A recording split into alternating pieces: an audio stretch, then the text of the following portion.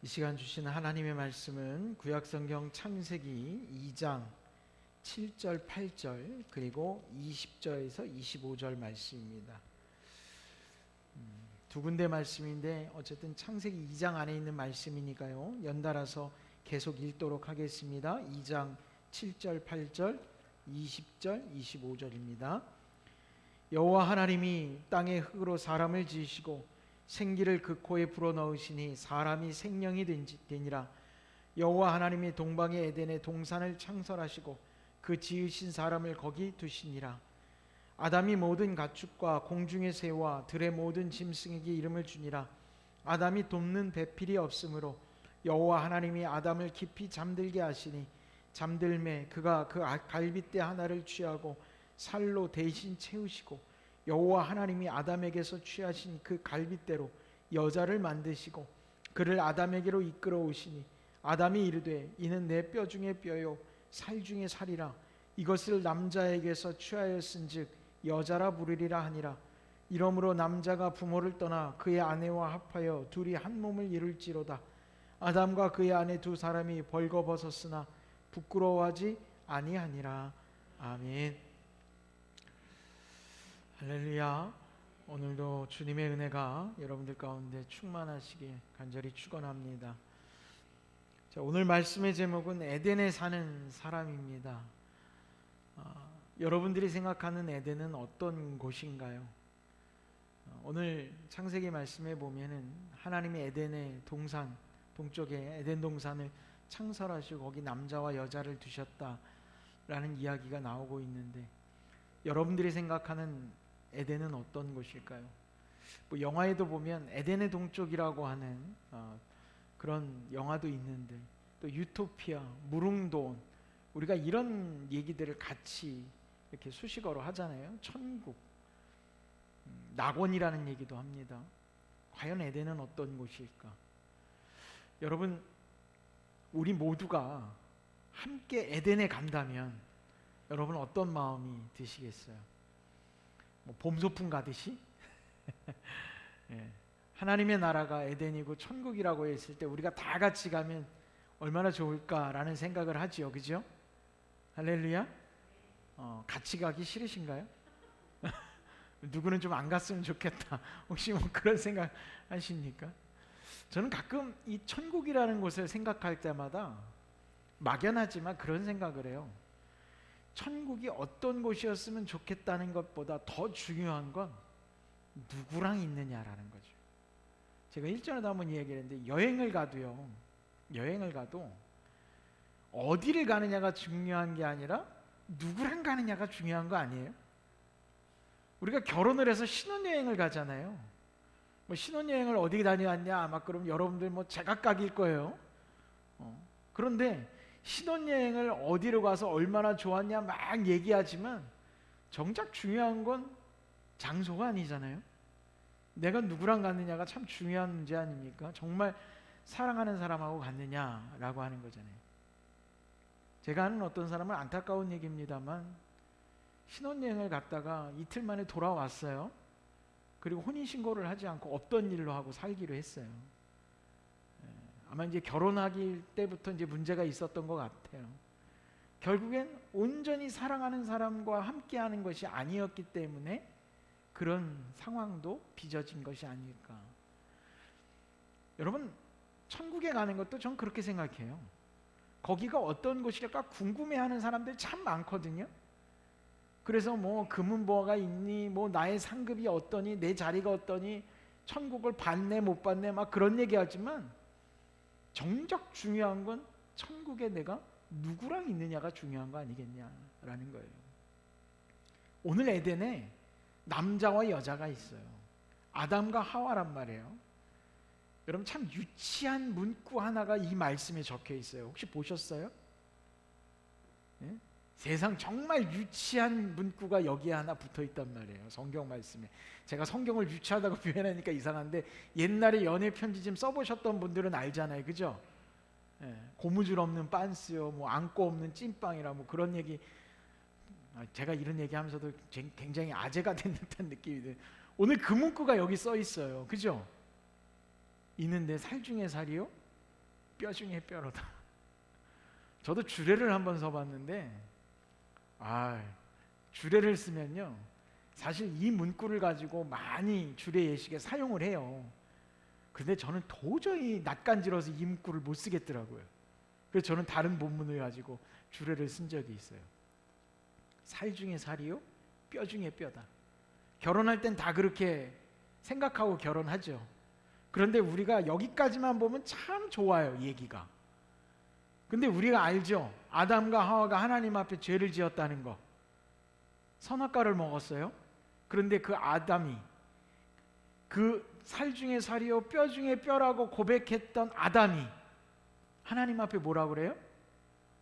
하와 때문에 선악과를 먹었다고. 야, 내가 하와라면, 여러분이 하와라면 어떻겠어요? 도끼는 뜨고 쳐다보지 않을까요? 지금 뭐라는 거야? 둘의 관계가 그렇게 깨져버렸어요. 자, 저는 그렇게 생각해요. 이 말씀을 보면서 에덴이라고 하는 낙원에 있지만 누구랑 있느냐가 중요한 거예요. 살 중에 살이요 뼈 중에 뼈라고 생각하는 사람과 있을 때는 거기가 에덴이 맞는 거죠. 그러나 그들이 죄를 짓고 에덴에서 쫓겨났다고 성경은 기록되어 있지만 이미 아담의 입술로 하와를 핑계 삼아 하나님 앞에 면책을 하려고 했던 그 순간 그곳은 에덴이 아닌 거죠. 더 이상 에덴이 아니죠. 여러분 생각해 보세요. 여러분의 가정에 정말 사랑하는 사람이 있다면, 뭐 일터에 나갔다가 퇴근을 하던, 뭐 그 집안에 들어갈 일이 생길 때 얼마나 마음이 기쁘겠어요. 그곳이 낙원이고 그곳이 천국 아닐까요? 그런데 들어가면 늘 다퉈야 되고 싸워야 되고 전쟁과 같은 일이 기다리고 있다면, 여러분 똑같은 곳이지만 그곳은 에덴이 아닌 거죠. 낙원이 아닌 거라는 거예요. 자, 오늘 말씀 제목을 제가 에덴에 사는 사람이라고 이야기했어요. 이것이 비록 가정의 이야기뿐만이 아니라 저는 사람이 살아가고 있는 우리 이 온 세상의 모든 관계성을 한번 말씀 속에서 풀어봤으면 좋겠다라는 마음 가운데 이 말씀을 여러분들과 나누려고 합니다. 제가 한 가지 여러분들한테 여쭤볼까요?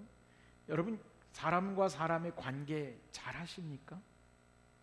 사회성 여러분 좋으십니까? 저는요, 어릴 때는, 아주 어릴 때는, 제 얘기를 해서 죄송하지만 이렇게 친구를 잘 못 사귀었어요. 초등학교 저 다닐 때만 해도 국민학교였는데 친구가 별로 없어요. 그래서 뭐 한 명, 두 명 겨우 친구를 사귀는 게 참 어려웠어요. 내성적이고 말도 못하고 어디 가서 인사하라고 그래도요, 어른들한테 인사를 잘 못했어요. 저는 아이들이 가끔 정말 버르장머리가 없어서 인사를 안 하는 애들도 있지만 인사를 잘 못하고 쭈삣쭈삣하는 애들을 보면 전 이해가 돼요. 왜냐하면 제가 어릴 때 어른들한테 그렇게 인사를 못하겠더라고요. 왜? 부끄러워서. 어른들 앞에 가가지고 안녕하세요라고 얘기하는 것조차 부끄러운 거예요. 그래서 애가 버릇이 없어서 인사를 안 하는 게 아니라 부끄러움 타는 애들은요, 인사도 잘 못해요. 잘 보셔야지. 제가 좀 그랬어요. 말도 잘 못하고 어디 가가지고 노래 시키면 뭐 두말할, 애들 그러잖아요. 유치원 다닐 때 배운 거 한번 해보라고 어른들이 얼마나 그렇게 성화해요. 근데 저는 저희 부모님 말고는 어디 가서 노래 부르고 율동하는 거 절대 못했던 사람이에요. 그러면서 격변의 시기를 겪으면서 친구도 사귀고 잘 지내는 것 같아요. 그런데 어느 날 제 친한 동기 목사님이 저한테 그런 얘기도 하시더라고요. 대학 다닐 때도 저를 알았대요. 보니까 사람과의 관계에 참 힘들어하는 제 모습을 대학 때부터 봐왔다는 거예요. 그런 모습이 보였어요? 그리고 제가 물어봤어요. 그랬더니 누구랑 잘 친한 것 같다가도 틀어진 것도 아니고 다툰 것도 아닌데 조금만 문제가 생기는 것 같으면 그렇게 힘들어하는 저의 모습을 보면서 좀 답답했다는 거예요. 사람이 살다 보면 부딪힐 수도 있고 다툴 수도 있지 뭘 그렇게 마음 쓰고 있냐고. 그냥 넘어가라고. 한번 쏴붙이면 됐지. 그냥 놔두라고. 근데 저는 그게 잘 안 돼요. 그럼 그걸 마음에 품고 며칠, 몇 달, 몇 년을 가기도 하거든요. 그러니까 그런 모습을 보면서 참 힘들어한다 그 생각이 들었다고 얼마 전에 저한테 그런 얘기도 하시더라고요. 사람 관계를 참 잘 못해요. 근데 신기하죠. 그런 사람이 목회를 하고 있어요. 그러니 제가 여러분 얼마나 힘든 일을 하고 있는지 아셔야 돼요. 저한테는 이게 지금 3D 업종 중에 하나예요. 몸이 힘들어서가 아니라 참 요즘 대신방을 한다고 제가 이제 여러분들한테 게시판에 붙여놓고 신방 일자를 적어주세요 했는데, 그러면 다른 목사님들 같은 경우 왜 안 적냐고, 왜 신방 요청 안 하냐고 퇴근할 텐데 전 그것도 잘 못해요. 신방 요청하시면 가는 거고, 요청하지 않으면 자꾸 하라고 그러면 괜히 마음 힘들어질까봐 나는 신방 받고 싶지 않은데 목사님 왜 자꾸 신방 받으라고 그래, 그럴까봐 말도 못 꺼내요. 제가 좀 그래요. 여러분은 어떠세요? 사람과 사람 대하는 거 편안하세요? 길에 지나가다가도 주변의 이웃들하고 인사하는 것도 사실 되게 힘든 사람이에요. 그래서 제가 처음 목회를 나갔는데, 강원도 정선에 시골로 목회 나갔을 때 그냥 집 마당, 집, 교회 그냥 한 울타리 안에 있으니까 뭐 특별한 일이 없으면 그 밖을 나가질 않아요. 그러다 보니까 어떤 목사님 저한테 그러더라고요. 몇 달이 지나고 나서야, 유 목사 목회를 잘하려면 시골에선 다른 거 없어. 동네 사람들하고 친해지기만 하면 돼. 나가서 인사하고 나가서 옆집 사람하고 잘 지내고. 아 그래요? 그것만 하면 돼. 그런데 전 돌아오면서 그 얘기를 듣고 돌아오면서 무슨 생각이 들어요? 세상에 제일 어려운 건데 그것만 하면 된다고 하지만, 모르는 사람한테 가서 먼저 인사하고 말트고 통성명하고, 야 세상에 제일 어려운 건 이거 큰일 났구나. 근데 웬걸요, 시간이 지나면서 알았어요. 내가 먼저 가서 친하게 굴 필요도 없이 그냥 그 사람 옆에 가서 알짱거리고 있으면 그 사람이 먼저 말 걸더라고요. 그럼 물어보는 거에 대답하다 보면 꼬리에 꼬리를 물고 얘기하다가 앉아서 밥도 먹는 거예요. 여러분은 어때요? 사회생활하면서 그 관계에 혹시 힘들어하고 있지는 않습니까? 세상에 제일 어려운 게 사람 상대하는 직업이라고 얘기하잖아요. 사람 관계하는 것만큼 어려운 일이 없어요. 왜 어려울까라고 하는 생각을 해보면 우리는 그 관계 안에서 성공을 꿈꾸고 있지 않나라는 생각이 들었어요. 뭘 해도요, 뭐 글쎄 우리나라 사람만 그러는지 다른 나라 사람도 그러는지 모르겠지만, 여러분 이상하게 뭘 하면 우리는 잘해야 된다라는 그런 강박관념이 좀 있는 것 같아요. 여러분 그런 거 없으세요? 오랜만에 만나는 조카 녀석들을 보면 공부 열심히 하냐? 라고, 공부 잘하냐? 라고 물어봐요. 뭔가를 좀 잘해야 칭찬할 게 생기는 것 같고, 내가 뭔가를 남기고 성공을 해야 내세울 만한 것이 있지 않나. 그래서 우리는 제가 붙인 이름이에요. 그냥 금이환양증후군이라고. 뭔가 성공하지 않으면 내세우지 않고, 성공하지 않으면 보여주지 않으려고 하는 거예요. 나 잘 못해. 누가 잘하냐고 잘못하냐고 물어봤어? 우리는 그런데도 불구하고 그 안에 성공을 꿈꾼다는 거죠. 적어도 사람 관계마저도 그래요. 그리고 내가 저 사람하고의 관계를 하면 참 좋은 관계가 돼야 되는데, 그런 강박관념들이 있다는 거예요. 그 성공의 무게를 여러분 조금 내려놔 봅시다. 그리고 오늘 천지창조의 그 시절로 돌아가서 인류가 처음 생겨날 때는 그런 고민이 없었을까? 사람의 관계. 한번 우리 아담과 하와를 통해서 한번 봤으면 좋겠다라는 생각이 들었어요. 자, 오늘 말씀에 보면 하나님이 사람을 뭐로 만드셨어요? 흙으로 만드셨어요. 제가 교회 학교 애들하고 예배를 드리면서 그런 얘기를 물어본 적이 있어요. 너희들이 사람을 만든다면 너희들은 무엇으로 만들겠니? 라고 물어봤어요. 그랬더니 아이들이 흙으로 만들 거예요 라고 얘기할까요? 그러지 않아요. 설계도를 그리고 컴퓨터로 프로그램을 짜서 3D 프린터로 만들어낼 거예요. 그게 요즘 방식이에요. 그러나 과거에는 뭔가를 만들어서 형태를 만들기에는 가장 최적의 것이 무엇이에요? 흙이라는 거예요. 흙을 짓이겨서 뭔가의 형태를 만들고 작품을 만들어갈 수 있잖아요. 외형적인 것들을 만들기에. 그 흙으로 하나님이 사람을 만드셨어요. 그런데 다른 것들은 말씀으로 만드셨는데 사람은 직접 손으로 만드셨다고 기록되어져 있어요. 핸드메이드. 예. 여러분 그러면 어떤 게 더 소중한 걸까요? 당연히 핸드메이드가 더 소중한 가치를 갖지 않겠습니까? 사람은요, 만들어질 때부터 이렇게 소중한 가치를 지닌 사람입니다. 그게 바로 여러분입니다. 아멘이 나와야 되는데, 안 그러면 내가 별로 소중하지 않다는 얘기거든요. 여러분은 소중한 존재라는 사실을 반드시 기억하시기 바랍니다. 그런 곳에 더군다나 하나님께서 그냥 놔두신 게 아니라 코에 생기를 넣어서 생명을 갖게 하셨어요. 직접 생명의 소중함을 불어 넣어 주셨다는 거예요. 인간에게 있어서 가장 중요한 건 뭐냐? 바로 이 생명입니다. 사람이 장애가 있든 뭔가 어려움을 겪고 있든 다 괜찮아요. 정말 중요한 건 바로 생명입니다. 생명의 가치를 우리는 절대로 소홀히 여기서는 안 돼요. 나의 것뿐만 아니라 다른 사람의 생명의 가치도 여러분 소중한 줄 알아야지 돼요. 왜? 하나님이 직접 불어넣어 주신 것이기 때문에 그래요. 자, 그러면 지금까지의 말씀을 보면 세상의 가장 귀중한 가치는 누구의 손을 거친 겁니까? 하나님의 손을 거친 거예요. 세상의 가장 귀한 가치는 어디서부터 나오는 거냐? 하나님의 손에서부터 나오는 거예요. 여러분 이게 뭡니까? 과학 공식 아니에요? 논리도 아니에요? 이게 바로 믿음이라는 겁니다. 여러분에게 믿음이 있습니까?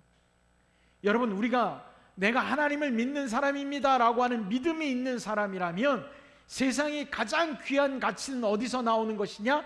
하나님의 손길에서 나오는 것이 가장 귀한 가치라고 하는 것, 그걸 고백할 수 있기를 바랍니다. 그게 바로 믿는 자들이 보여야 되는 거죠.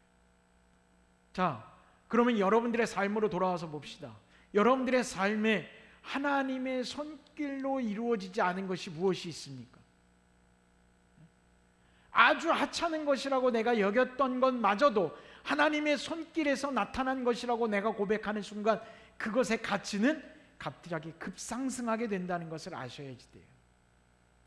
그게 급상승한 가치가 되면 여러분 똑같이 보일까요? 달라 보인다는 거예요. 우스갯 얘기지만 어떤 사람이 강아지를 한 마리를 키우겠다고 강아지를 한 마리 데려왔어요. 집 앞마당에 묶어놓고 개집도 지어주고 밥그릇을 하나 써야겠는데 아무리 찾아도 밥그릇이 뭘 쓸만한 게 보이질 않아요. 그래서 집에 있는 밥그릇을 갖다 줄까 하다가 보니까 저기 뒷뜰에 굴러다니는 사기그릇이 하나 있는 거예요. 그래서 그냥 그 사기그릇에다가 개밥을 넣어서 이렇게 줬어요. 그러기를 몇 년을 했어요. 그런데 웬걸요? 그 사기그릇이 아주 오래된 골동품이었다는 거죠. 자긴 모르고 사는 거예요. 그런데 그걸 알아본 누군가가 그 사람에게 이야기를 합니다. 아니, 지금 딱 보니까 이건 평범한 그릇이 아닙니다. 이걸 개밥 그릇으로 쓸 게 아니에요. 이건 대단한 유물입니다. 도자기입니다. 라고 하는 그 순간 여러분 어떤 주인이 계속 그것을 개밥 그릇으로 쓸 사람이 있습니까? 여러분 같으면 상관없어요. 나는 개밥 그릇으로 쓰던 거니까 계속 개밥 그릇으로 쓰겠습니다 라고 여기실 분 여기 계십니까? 아무도 없을 거리요. 당장에 그 개에서 밥그릇을 가져다가 씻어서 아마 집에 가장 귀한 데다 모셔둘걸요. 가치를 알면 우리의 삶의 태도가 바뀌는 거예요. 여러분 인생의 가치를 여러분들이 다시 정립하면 여러분 세상이 달라 보이기 시작하는 겁니다. 여러분 가정 안에 있는 사람, 물건, 뭐가 됐든지 여러분 내가 하나님의 믿음의 시선으로 바라보면서 하나님의 손길로 되어진 것이라고 내가 고백하는 그 순간 그 가치가 달라질 것이고 그 가치가 달라지면 내가 그것을 대하는 자세도 그 사람을 대하는 자세도 달라질 거라고 저는 믿습니다.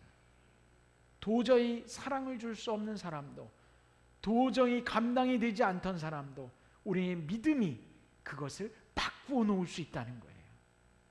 그래서 여러분 그러죠. 용서해 줘. 화해해. 화목을 이루어. 아무리 말로 해도 되지 않아요. 그러나 우리가 믿음의 눈을 갖는 그 순간 하나님의 손길로 되어진 그 순간 그 가치가 달라지고 그를 용서하고 사랑하고 그를 내 마음 가운데 품기 시작한다는 것이죠. 오늘 하와에게 아담이 내 살 중에 살이요 뼈 중에 뼈라고 고백하는 이유는 자신의 갈빗대 하나를 가져다가 만들었기 때문이 아니라 하나님께서 만들어서 허락하신 존재라고 하기 때문에 그런 고백이 있는 것인 줄로 저는 믿습니다. 여러분 주변에 있는 많은 사람들, 믿는 사람이든 믿지 않는 사람이든 여러분 관계를 할 때 기억하십시오. 하나님의 손길로 창조된 사람입니다. 그 가치를 다시 한번 생각하면 내가 어떻게 대해야 할지 다시 한번 알 수 있을 거라고 저는 믿습니다. 자, 우리의 관계를 통해서 그 가치를 새로 정립하고 나면 이제 우리는 어떤 모습을 꿈꿔야 될 것인가? 우리가 함께라고 하는 것에 대해서 우리는 한번 고민해 봐야 됩니다. 그 사람과 내가 함께라는 거죠. 자, 아담에게 하나님이 보시기에 또 다른 객체가 필요했어요. 오늘 말씀에 보면 뭐라고 되어 있냐면 20절에 아담이 모든 가축과 공중의 새와 들의 모든 짐승에게 이름을 주니라. 아담은 돕는 배필이 없으므로 하나님이 아담을 잠들게 하시고 하와를 만들었어요. 자, 이렇게 얘기하니까 누가 그런 얘기를 하더라고요. 아담이 가축과 새와 들의 모든 짐승에게 이름을 붙여주는 일을 하다 보니까 과로가 왔다는 거예요. 그래서 혼자 일하면 안 되겠다, 누군가가 더 필요하겠다 해서 사람을 만들어 주신 게 아니냐라고까지 이야기합니다. 그러나 성경엔 과로라는 이야기는 없습니다. 근데 우리나라 말로 번역이 되다 보니까 돕는 배필이 없으므로 라고 되어 있어요. 그런데 여러분 이것을 영어 성경으로 보면 뭐라고 되어 있냐면 suitable helper라고 되어 있어요. 그리고 뭐라고 되어 있냐면 no suitable helper was found라고 되어 있어요. 찾았으나 찾지 못했다는 거예요. 돕는 자를 찾았다는 거죠. 하나님이 아담을 도울 만한 자를 찾았는데 찾지 못해서, 배필이 없어서가 아니라 찾지 못해서 하와를 만들게 되셨다라는 이야기가 나와요. 그럼 여기서 suitable helper라는 건 뭐냐? 알맞은 도우미를 이야기하겠죠. 우리말로 정식적으로 좀 바꿔보자면 적합한 도움이라는 거예요. 그러나 이 suitable이라고 하는 단어에 적합하고 알맞다라는 뜻뿐만 아니라 뭐가 있냐면요, 어울리다라는 뜻이 있어요. 어울리다, 어울릴 만한 도움이, 동역자가 필요했다라는 것이죠. 그러나 이미 하나님이 만들어 놓으신 이 세상에 찾으셨으나 그 중에서 찾지 못했다는 거예요. 동물, 하늘의 새와 짐승과 모든 자연 속에서 아담을 도와줄 만한, 함께 어울릴 만한 자를 하나님이 찾지 못하셨다. 그래서 그와 어울릴 만한 존재를 만들어 주셨다는 거예요. 여러분, 그래서 사람은 사람과 어울려야 됩니다. 이게 하나님의 뜻이에요. 사람은 아무리 집에서 반려견을 키우고 고양이를 키우면서 동물에게 사랑을 주더라도 사람은 반드시 사람과 어울려야 합니다. 반려동물이 뭐 하찮다는 이야기가 아닙니다. 오해하지 말고 들으세요. 그러다 할지라도 사람은 반드시 사람과 어울려야 한다. 여러분, 우울증이 왜 걸리는지 아십니까? 일주일에 내가 30명만 만나면 여러분 우울증에 걸리지 않습니다. 누구를 만나든지 30명을 만나서 대화를 하면 일주일에 우울증에 걸리지 않는다는 통계가 있어요.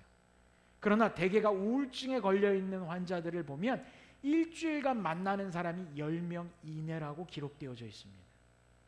그럼 10명 이내란 얘기는 뭐겠어요? 가족밖에 만나는 사람이 없다는 얘기예요. 주변도 바로 옆집 사람이나 될까요? 그러나 여러분 한번 생각해 보세요. 어르신들은 뭐 노인정에 가서라도 이 사람도 만나고 저 사람도 만나고 30명을 한번 채워보세요. 여러분들의 삶이 달라지지 않을까? 뭐 이건 제 얘기가 아니라 심리학자들의 이야기입니다만, 그러나 이것은 하나님의 뜻이기도 합니다. 사람은 사람과 어울려야 한다. 그런데 어떻게 어울려야 하느냐라고 하는 것이죠. 남자와 여자의 관계라고 오늘 말씀에 나오지만 사실은 남자와 여자의 관계를 넘어서 누구든지 사람과 사람의 관계에 있어서 우리는 하나님께서 함께 하라고 말씀하심을 기억해야지 돼요. 여자가 필요해서 하나님이 여자를 만드신 게 아니에요. 성경에도 분명한 건 어울릴 만한 헬퍼가 필요했다라고 되어 있지, 여성이 필요하고 남성이 필요했다라는 그 성적 문제에 대해서 이야기하지 않습니다. 사람의 관계. 그럼 어떻게 관계를 만들어 갈 거냐? 오늘 마지막 말씀에 그 답이 나옵니다. 우리 같이 한번 읽어볼까요? 25절 같이 읽어봅시다. 시작. 아담과 그의 아내 두 사람이, 아멘. 관계 안에 부끄러운 관계를 만들면 안 됩니다. 여러분, 서로 간의 관계에서 부끄러움이 없는 관계가 바로 건강한 관계가 되는 겁니다. 뭐 알몸을 보여줘서 창피하고 부끄러운 거, 그게 아니라 부끄러운 관계는 숨기고 싶어 하거든요. 감추고 싶어 하거든요. 내 흠이라고 하는 것, 나의 잘못이라고 하는 것. 예전에 도올 김용옥 선생이, 원래는 그 어머니가 굉장히 독실한 크리스찬이고 권사님이셨어요. 그 사람의 강의를 듣는데 그런 얘기를 하더라고요. 어느 날 자기 집에 목사님이 신방 오셨대요. 근데 형제가 되게 많았답니다. 근데 집이 되게 어지러웠다는 거예요. 옛날엔 방이 뭐예요? 대문이자 현관이자 방문이잖아요. 옛날 집들은 문 하나 딱 열면 그냥 방인데, 식구들끼리 복작복작거리고 막 어지럽히 있는데 목사님이 신방을 오셨대요. 그 김용욱 선생 어머니가 갑자기 목사님 잠깐만요 하면서 그 방을 치우는데, 어떻게 치우냐면 이불 하나를 꺼내서 방을 싹 쓸어가지고 훌쩍하고 덮어놓더래요. 그러니까 바닥에 있던 모든 게 다 이불 아래로 들어간 거잖아요. 이불 안으로. 그래서 구석에다가 다 몰아넣더래요. 지저분한 것들. 그러니까 방이 깨끗해졌대요. 아무것도 안 남고. 그러고서 문을 열고, 몇 초 걸리지도 않은 거죠. 문을 열고 목사님 들어오시라고. 그래 놓고서 어머니가 그 이불을 그렇게 소개하더래요. 매주를 띄워놨다고. 그러니까 그냥 넘어가더랍니다. 이제 뭐 다른 얘기를 하면서 그 얘기를 했는데, 여러분 조금 부끄러운 게 있으면 사람들이 저마다 그래요. 감추고 싶은 마음이 드는 게 다 그렇거든요. 우리가 상대를, 누군가와 관계성을 맺어갈 때도 그 사람에게 빈틈이 보이고 싶지 않아요. 부끄러워지고 싶지 않죠. 그러다 보면 오히려 더 실수가 나오기도 합니다. 과장된 이야기를 하기도 해요. 우리가 속된 표현으로 그걸 뭐라고 그래요? 뻥이 좀 세다고 그러잖아요. 집에 금송아지 가지고 있는 사람들이 왜 그렇게 많은지 몰라요. 얘기하다 보면 남자들이 군대 얘기하면 자기가 나온 부대는 다 특수부대잖아요. 그럼 사람들의 관계 속에서 그 부끄러움을 감추려고 사람들은 애를 씁니다. 그리고 그 부끄러움 가운데서 그 관계의 신뢰성이 깨지기 시작하는 거죠. 사랑하는 주의 백성 여러분, 믿음의 성도들도요, 우리 안에 부끄러움을 감추는 것이 아니라 하나님 앞에 다 부끄러움을 내려놓고 우리의 모습 그대로 우리가 서로를 바라보고 존중할 수 있기를 바랍니다. 여러분들이 옆에 있는 사람들을 바라볼 때, 저 사람은 저걸 못하는구나, 저 사람은 저게 부족하구나를 바라볼 게 아니라 저 사람을 내가 어떻게 사랑할 것인지에 대한 고민을 해야 됩니다. 내가 저 사람을 어떻게 품을지에 대한 고민을 해야 됩니다. 그런데 서로의 단점을 바라보기 시작하면서 나의 단점은 감추려고 하니까 그 관계는 어떤 관계예요? 서로 부끄러운 관계가 되는 겁니다. 자, 이미 우리 안에 있는 모든 죄는 어떻게 됐어요? 예수 그리스도를 통해서 사함받은 줄로 믿습니다. 우리의 죄는 사하여졌어요. 이 에덴에서 쫓겨날 당시에 아담과 하와는 서로가 벗어서 부끄러워서 나뭇잎으로 옷을 막 해입고 난리가 났어요. 지금은 안 부끄러운데, 자, 죄의 문제가 해결되지 않은 아담과 하와는 늘 부끄러운 상태로 남아있는 거고, 이미 예수 그리스도를 믿는 우리가, 그리스도 안에 있는 우리는 그 부끄러운 죄가 그리스도의 보혈로서 사함받은 존재가 되었습니다. 그렇다면 우리는 서로를 바라볼 때 부끄러운 존재로 바라볼 것이 아니라 우리는 그들을 인정해주고 사랑하는 존재로 바라볼 수 있어야겠어요. 저도 목회를 하면서 우리 교회에서는 그러지 않습니다만 참 그런 얘기들을 많이 해요. 자기 얘기를 하지 않고 남의 얘기를 하는 길을 좋아하는 사람들이 가끔 있습니다. 전 신방을 가면서도 그래요. 여러분들의 이야기를 듣고 싶어서 신방을 가도 자기 얘기는 하지 않고 다른 사람 얘기를 그렇게 하는 사람들이 있어요. 목사님 아무개 집사가 어떻고 아무개 권사가 어떻고. 내가 궁금한 건 그 사람이 아니라 당신이야. 전 그 얘기를 해주고 싶어요. 근데 제가 그랬죠. 제가 너무 내성적이라 그 얘기를 못해요. 그러니까 여러분들이 알아서 여러분들의 이야기를 해주십시오. 저는 무당이 아니기에 여러분들의 이야기를 안 해주시면 제가 여러분들을 위해서 기도할 거리가 없어요. 저는 무슨 여러분들 관상만 보면 저 사람이 뭐가 어려우니까 내가 기도해 줘야겠구나 청 맞힐 수 있는 무당이 아닙니다. 저는 들은 대로 기도합니다. 그러니까 여러분들이 저에게 열심히 얘기를 해주셔야 제가 기도할 수 있어요. 말씀으로 돌아와서 결국 그거예요. 우리의 죄악된 모습들, 서로의 단점을 바라보고 부끄러운 관계를 이어갈 게 아니라 우리는 그 사람을 사랑하고 마음으로 품어주며 그를 이해할 수 있는 관계가 되는 것. 여러분, 그 관계를 우리가 만들어가기 시작한다면 우리는 에덴에 사는 사람일 겁니다. 오늘 말씀의 제목을 에덴에 사는 사람이라고 적으면서 여러분들은 에덴에 사는 사람이니까 아담과 하와의 이야기겠구나라고 생각하셨을 거라고 짐작이 됩니다. 그러나 제가 꿈꿨던 오늘 말씀의 가장 중심은 우리가 바로 에덴에 사는 사람이 되기를 소망합니다. 그것은 눈에 보이는 것이 화려하고 안락한 삶의 에덴이 아니라 내가 누구와 어떤 상태로 함께 하느냐가 중요합니다.